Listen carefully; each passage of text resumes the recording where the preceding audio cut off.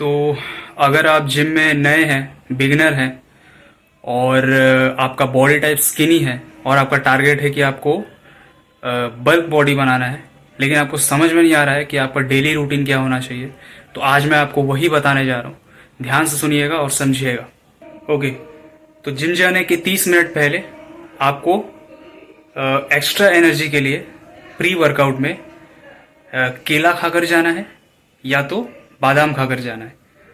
और जैसे ही आप जिम में एंट्री करो, वर्कआउट शुरू करने से पहले आपको वार्म अप करना है, या डायनेमिक स्ट्रेचिंग भी कहते हैं उसको।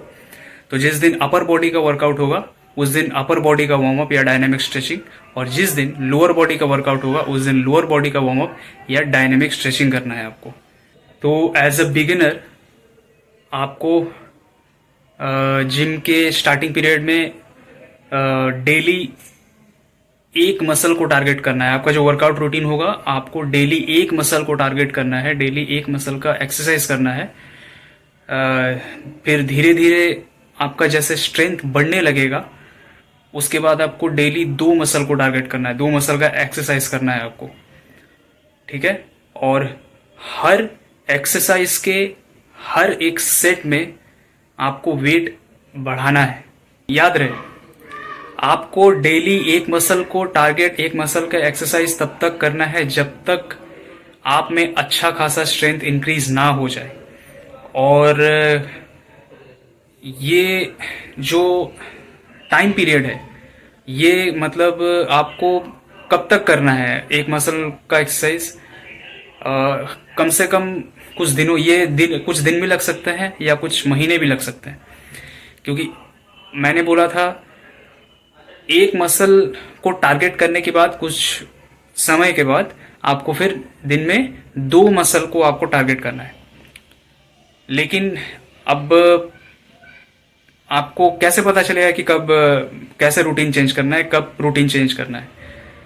ये डिपेंड करता है आपके ऊपर, आपका स्ट्रेंथ कब बढ़ता है, कि कितना समय लगता है आपके स्ट्रेंथ को बढ़ने में। तो अगर कुछ दिन लगते हैं तो कुछ दिनों के बाद चेंज हो जाएगा आपका वर्कआउट रूटीन, आपका डेली रूटीन, बाकी का रूटीन। और अगर कुछ महीने लगते हैं तो कुछ महीनों के बाद चेंज होगा आपका डेली रूटीन, ये वर्कआउट रूटीन जो भी है। वर्कआउट के दौरान आपको पानी पीते रहना है ताकि एनर्जी बनी रहे, और डिहाइड्रेशन के वजह से आपके वर्कआउट के इंटेंसिटी में कोई इफेक्ट ना पड़े।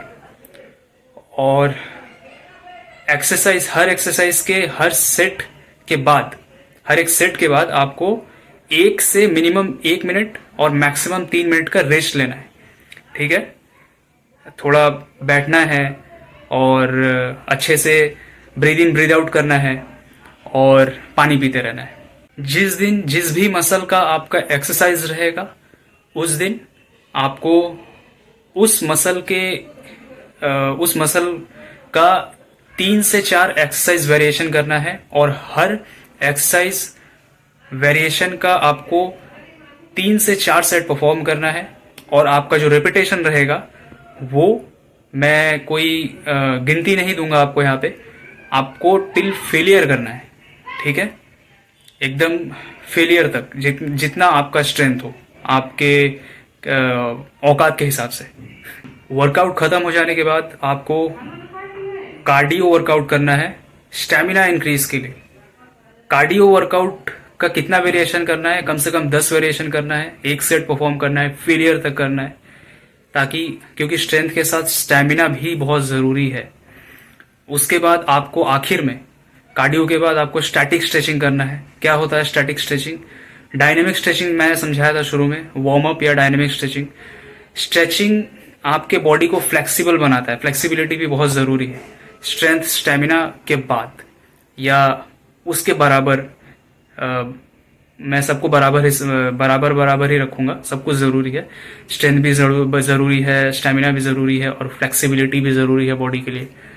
तो आखिर में हम लोग फ्लेक्सिबिलिटी के लिए स्टैटिक स्ट्रेचिंग करेंगे। शुरू में हम लोग डायनेमिक स्ट्रेचिंग मतलब हम लोग करेंगे, क्योंकि बॉडी के वार्म अप के लिए, बॉडी को थोड़ा गर्माहट, बॉडी को एक तैयार करते हैं हम लोग किसी भी एक्सरसाइज को अच्छे से परफॉर्म करने के लिए, कि अपने माइंड को हम लोग प्रिपेयर करते हैं डायनेमिक स्ट्रेचिंग करके कि अब हम लोग कोई एक्सरसाइज अच्छा खासा मतलब भयंकर एक्सरसाइज करने वाले हैं। ठीक है, ठीक है। उसके लिए हमारा बॉडी जो है प्रिपेयर होता है डायनेमिक स्ट्रेचिंग करने पर, जिसमें हम लोग थोड़ा मोड़ा मतलब बॉडी को हिलाते डुलाते हैं। और स्टैटिक स्ट्रेचिंग क्या होता है, जिसमें स्ट्रेचिंग को एक कुछ सेकंड के लिए हम लोग होल्ड में रखते हैं। ठीक है, तो वो होता है स्टैटिक स्ट्रेचिंग। डायनेमिक स्ट्रेचिंग क्या होता है, जिसमें हम लोग होल्ड में नहीं रखते, वो बस जैसे कि मैं ऐसे ऐसे ऐसे ऐसे सर घुमा रहा हूँ, ठीक है, ये हो गया डायनामिक स्ट्रेचिंग। लेकिन अगर मैं ऐसे ऐसे ऐसे करके थोड़ा सा मैं होल्ड में रख रहा हूँ, ऐसे करके मैं अगर होल्ड में रख रहा हूँ तो हो गया स्टैटिक स्ट्रेचिंग। बस यही फर्क है। तो हमें आखिर में स्टैटिक स्ट्रेचिंग करना है। जिस मसल का वर्कआउट रहेगा उस मसल का खासकर स्टैटिक स्ट्रेचिंग करना है।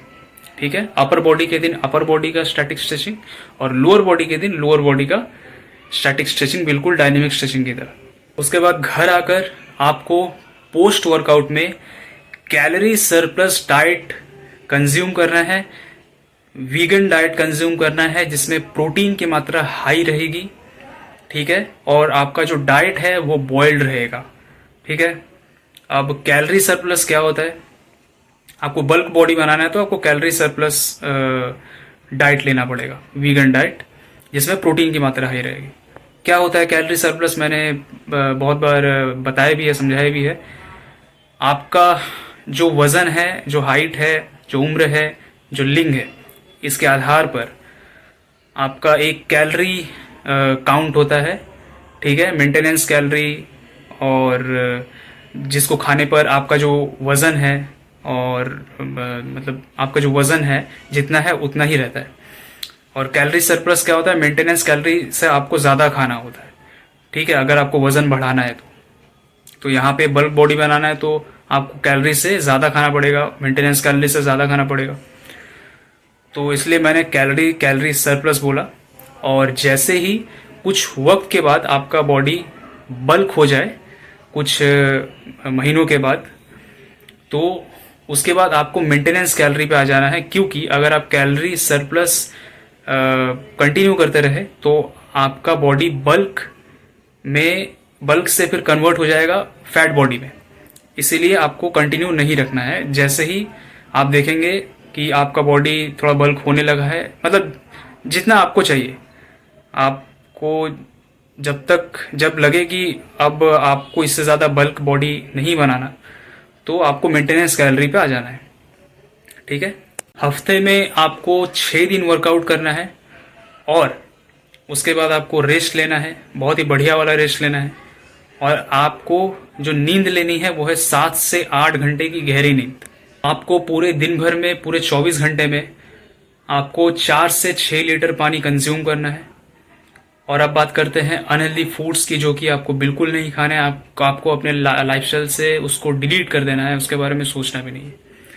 सबसे पहले बात करते हैं वो खाना जो कि आपको बिल्कुल ही नहीं खाना चाहिए, लिविंग बीइंग से आया हुआ खाना, किसी जानवर का, किसी मक्खी को मारकर जैसे कि शहद निकालना, और किसी जानवर का मीट या उस पर अत्याचार करके उसका दूध पीना। ये सब मैं क्यों मना कर रहा हूँ, क्योंकि देखिए हमारा शरीर जो है, इंसानी शरीर जो है, बहुत ही एक कीमती तोहफा है, एक कीमती साधन है, साधन जैसा है।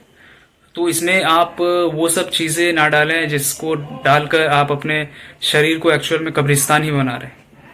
ठीक है, हमारा ये शरीर है एक बहुत कीमती एक तोहफा है, एक बहुत ही कीमती साधन है। ठीक है, इसमें वो सब चीज़ें ना डालें जिसको खाकर हम लोग मतलब सचमुच कब्रिस्तान ही बना रहे हैं हम लोग। ठीक है, वो सब लाशें ही तो है, और वो सब खाकर सचमुच वो अनहेल्दी फूड्स हैं। वो ज़्यादातर लिविंग बीइंग्स को खाकर हम खुद को अनहेल्दी बना रहे हैं। और साथ ही ज़्यादा तेल, ज़्यादा मसाले, बाहर का खाना और मैदा से बना हुआ खाना, और ठंडा पेय पदार्थ, ठंडा खाद्य पदार्थ, किसी भी तरीके का नशा, ये सब ना करें, ये सब ना खाएं, ये सब ना पिए, ठीक है। ये सब शरीर के लिए हानिकारक है और आपके फैट को बढ़ाने में बहुत ज़्यादा कारगर सिद्ध हो सकती है। वाइट सॉल्ट, वाइट शुगर भी, और साथ ही वाइट राइस भी। तो यही था आज का वीडियो, और आशा करता हूँ आपको इस वीडियो से काफ़ी कुछ जानने को मिला होगा, सीखने को मिला होगा। और मैंने जो इन्फॉर्मेशन दिया इसको अप्लाई करिए अपने ऊपर, बहुत काम देगा और रिजल्ट आएगा 110%। और मेरी वीडियो अच्छी लगी तो वीडियो को लाइक कर दीजिए, शेयर कर दीजिए, कमेंट ज़रूर कीजिए। और अगर आप मेरे चैनल पर नए हैं तो चैनल को सब्सक्राइब ज़रूर कीजिए और नोटिफिकेशन बेल को ज़रूर दबाइए, ताकि आपको मेरे आने वाले वीडियोस का नोटिफिकेशन मिलती रहे और नई नई जानकारियाँ मिलती रहे, आपको बहुत कुछ जानने को मिले, बहुत कुछ सीखने को मिले। और मेरे चैनल पर वीगन लाइफस्टाइल को लेकर बहुत अच्छी अच्छी वीडियोज़ आने वाली हैं, जिससे आप चकाचौंध रह जाएंगे, आपको बहुत हेल्प मिलेगी। प्रोटीन, कार्ब्स, फैट्स, फाइबर के बारे में तो अभी मैंने बताया भी नहीं है, और भी मैं बताने वाला हूँ। और विटामिन्स, मिनरल्स, सब कुछ मैं वीगन के बारे में मैं बताने वाला हूँ, वीगन लाइफस्टाइल के बारे में, वीगन सप्लीमेंट्स, वीगन फूड्स, ठीक है। और जिससे जो लोग बहाने देते हैं छोटे छोटे, मतलब बेकार के बहाने देते हैं कि वीगन लाइफस्टाइल को अपनाने से या वीगन हो जाने से उनको प्रोटीन, मतलब मैक्रो न्यूट्रिएंट, जो प्रोटीन, फाइबर, कार्ब्स, फैट्स, ये सब जो भी है उनको नहीं मिलेगा। उनको वो लाशें खाने से उनको वो सब चीज़ें मिलेंगी। ये सब जो जिस भ्रम में वो जी रहे हैं, उनका मैं भ्रम तोड़ने वाला हूँ बहुत जल्द। धीरे धीरे करके मैं वो उस कंटेंट पे भी वीडियोस बनाऊंगा, तो बने रहिए इस चैनल पे, मेरे चैनल पे। तो धन्यवाद तब तक।